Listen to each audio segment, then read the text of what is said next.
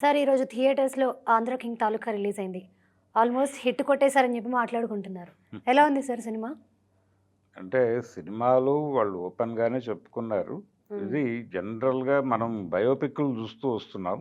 ఇది ఒక fan biopic అని చెప్పారు ఓకే. సినిమాలో. హ్మ్. కంక్లూడింగ్ వర్డ్ అది. అయితే ఈ ఫ్యాన్ బయోపిక్ అన్నప్పుడు ఆ పెర్ఫార్మ్ చేసినటువంటి నటుడికి ఒక ఇమేజ్ ఉంది. హ్మ్. తను తన ఇమేజ్ నుంచి కొంత తగ్గి కొంచెం నేల మీద నిలబడేటువంటి పాత్ర ఎంచుకున్నాడు అనేది అర్థమవుతుంది. హ్మ్. అంటే ఒక పాపులర్ హీరో ఇంకొక హీరో అభిమానిగా నటించటం.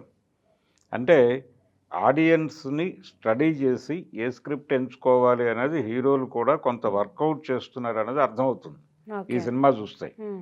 అంటే ఇప్పటివరకు గాలిలో కత్తులు తిప్పేటువంటి సినిమాలు చేస్తూ వచ్చారు వీళ్ళు. హ్మ్. అలా కుదరదు.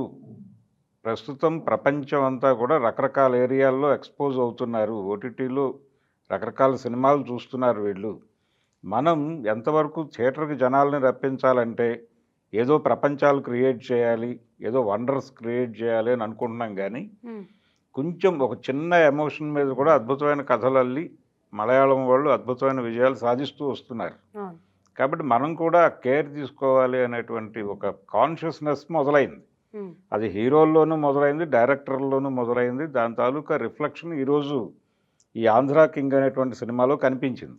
ఓకే. కనిపించింది. తన క్యారెక్టర్‌ని ఎంపిక చేసుకోవటం అంటే ఓకే చెప్పటంలో కూడా అది కనిపించింది. కాకపోతే ఇంకా తగ్గాల్సినటువంటి అవసరం, ఇంకా దిగాల్సినటువంటి అవసరం కూడా ఉంది. హుహు. హ్మ్. స్క్రిప్ట్‌కి సంబంధించి 3, 4 లేయర్‌లలో నడుస్తుంది సినిమా. అంటే దీనిలో ఒక కాస్ట్ కాంట్రడిక్షన్ కూడా ఉంది. ఓకే. కాకపోతే తెలుగు సినిమా పద్ధతిలోనే ఆయన దాన్ని క్లాస్ కాంట్రడిక్షన్‌గానే చెప్తాడు. హ్మ్. కాస్ట్ కాంట్రడిక్షన్ కాదిది, క్లాస్ కాంట్రడిక్షన్ అన్న పద్ధతిలోనే ఆ ఓకే. గ్రామర్ నుంచి ఎక్కడ డీవియేట్ కాకుండానే సినిమాని నడిపాడు. హ్మ్. ఒక లంక గ్రామంలో ఉన్నటువంటి కుర్రవాడు, అలాగే అక్కడ ఉన్నటువంటి లోకల్ ఒక అర్బన్ ప్రాంతం. హ్మ్. ఆ అర్బన్ ఏరియాలో ఉన్నటువంటి ఒక సినిమా థియేటర్ ఓనర్ కూతురికి మధ్య జరిగేటువంటి ఒక ప్రేమ కథ. ఓకే. ఓకే. ఆ ఓనర్‌తో జరిగేటువంటి ఘర్షణ. హ్మ్. ఇది ఒక రొటీన్ ప్రేమ కథగా కనిపించినప్పటికీ దీనిలో 3, 4 లేయర్‌లలో రకరకాల అంశాలు అల్లాడు. హ్మ్. రకరకాల ఛాలెంజెస్ పెట్టాడు హీరో క్యారెక్టర్‌కి. పెట్టి వాటిని ఎలా మీట్ అవుతాడు హీరో అనేది జనాలకి అర్థమవుతూనే ఉంటుంది. కానీ ఇది మనం ప్రిడిక్ట్ చేస్తున్నాము ఏం జరగబోతోంది అని ఆడియన్‌కి అర్థమయ్యే పద్ధతిలో నడుపుతూ, మధ్యలో సర్ప్రైజింగ్ ఎలిమెంట్స్ పెట్టుకుంటూ వెళ్ళాడు. ఓకే. అది ఆడియన్స్‌ని బాగా ఎంగేజ్ చేసింది. ఆ ఎంగేజ్ అవ్వటం వలన రెండోది ఆ క్యారెక్టర్ గ్రౌండ్ మీద ఉండటం వలన హ్మ్. ఈ 2 పద్ధతుల్లోనూ ఆడియన్స్ ఓన్ చేసుకునే పద్ధతిలో ఆలోచించారు. అందుకని ప్రతి ఎమోషను ఆడియన్స్ కనెక్ట్ అయింది.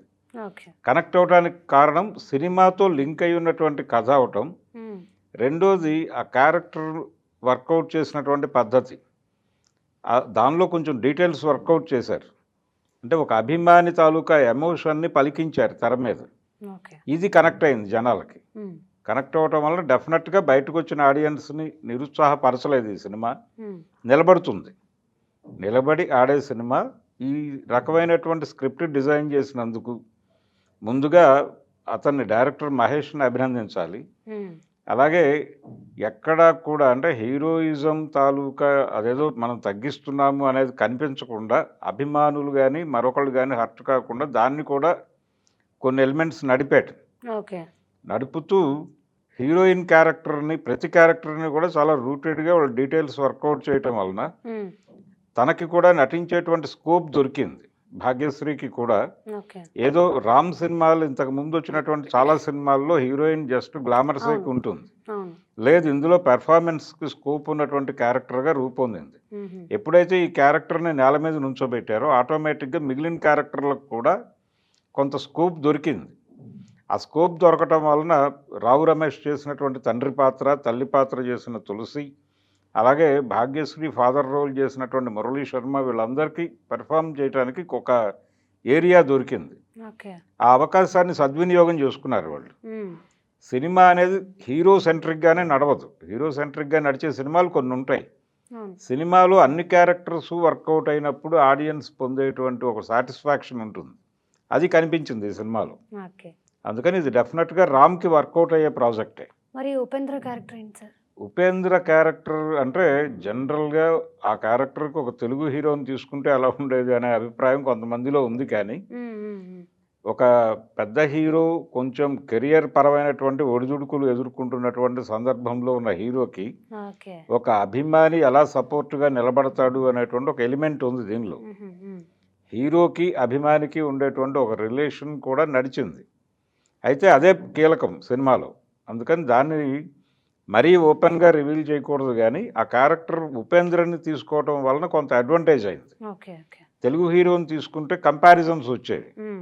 ఆ కంపారిజన్స్ జోలికి వెళ్లకుండా ఉపేంద్రని తీసుకోవటం వలన సబ్జెక్ట్ ఎలివేట్ అయింది. సబ్జెక్ట్ ఎలివేట్ కావడానికి కొంత దోహదపడ్డాడు తను. అలాగే ఆ లైఫ్ తెలిసినటువంటి హీరో కాబట్టి పెర్ఫార్మెన్స్లో అది కనిపించింది, ఆ డెప్త్ కనిపించింది. అందుకని డెఫినెట్గా తన క్యారెక్టర్ కూడా వర్కౌట్ అయింది. ఓకే. అండ్ డైరెక్టర్ మహేష్ కూడా కన్నడలో చాలా సినిమాలు చేసినట్టున్నారు. అవును, అవును. ఓకే సార్, చేశాడు. Thank you sir.